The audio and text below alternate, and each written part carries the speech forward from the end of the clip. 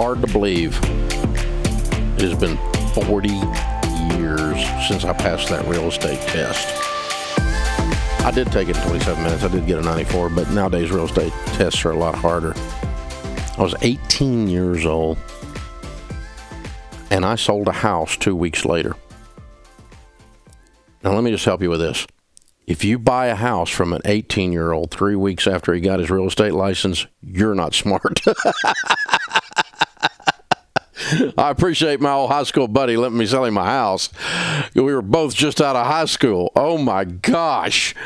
Me and my disco clothes. Oh, and I had hair. Oh, can you imagine? I was driving a two-door car showing houses. Oh, my goodness.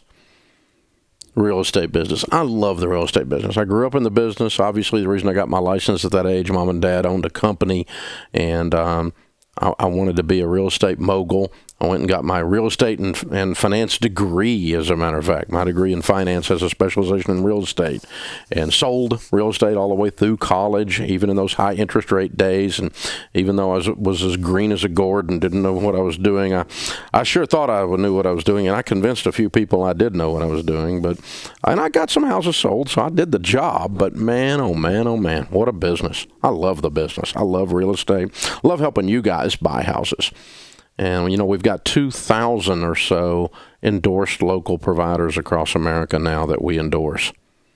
And when you get ready to buy a house these days, it's a complicated process. It was complicated way back then, but it's really complicated now. And there's all this bad information, because you know everything on the internet's not true, right? I mean, you know, because Zillow says it's worth something doesn't mean it's worth that. You know, the tax assessor, well, the tax value, who cares? Tax value has absolutely nothing to do with market value.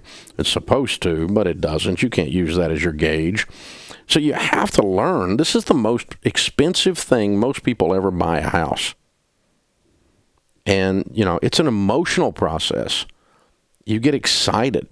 I was out this morning riding around. I was looking at some properties and some buildings on some properties, learning some things, and I just got real estate fever this morning. It happened to me again. It's happened to me like a bazillion times in my life. You ever get the fever? You get house fever? When you get house fever, you get stupid. You're willing to pay too much. You're excited. You've got to focus. And you're willing to buy a house when you're not supposed to buy a house. You're not ready to buy a house. You're going to sell a house the wrong way. Oh, man, you can get in a real mess. So let me give you a couple things you need to do.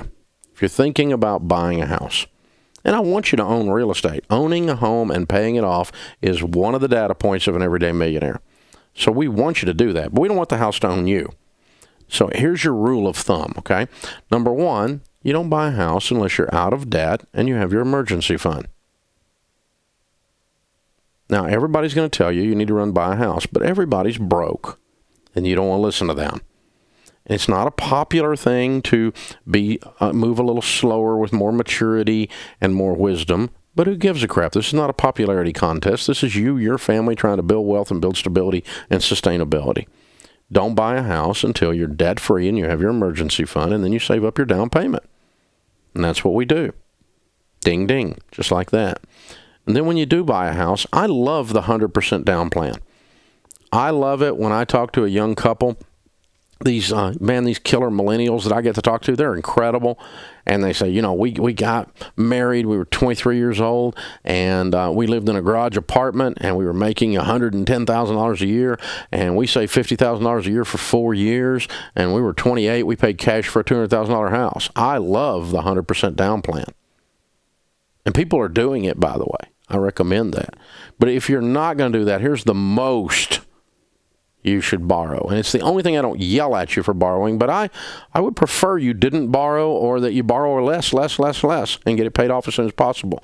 But the most you should borrow is a home on a 15-year fixed rate where the payment is no more than a fourth of your take-home pay.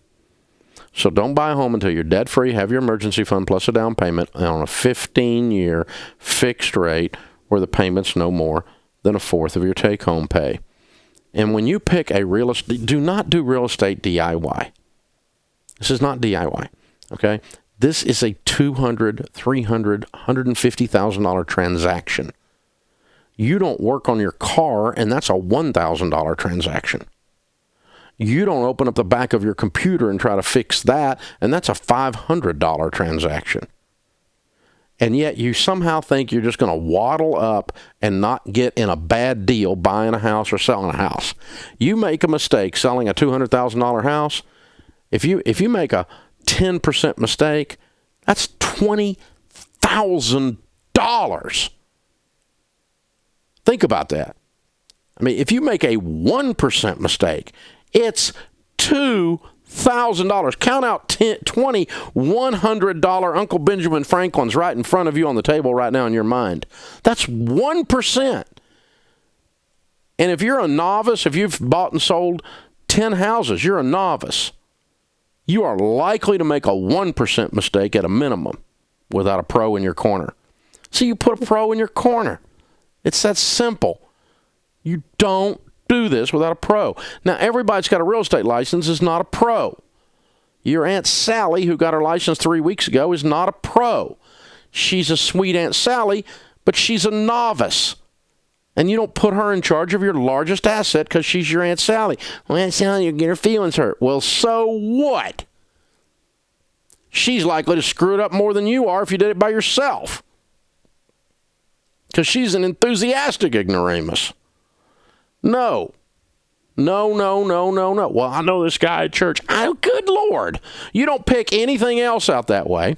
You don't, when you need to get a mechanic, you don't go, well, my Uncle Henry got a toolbox last week, and so I'm going to let him work on the car. No.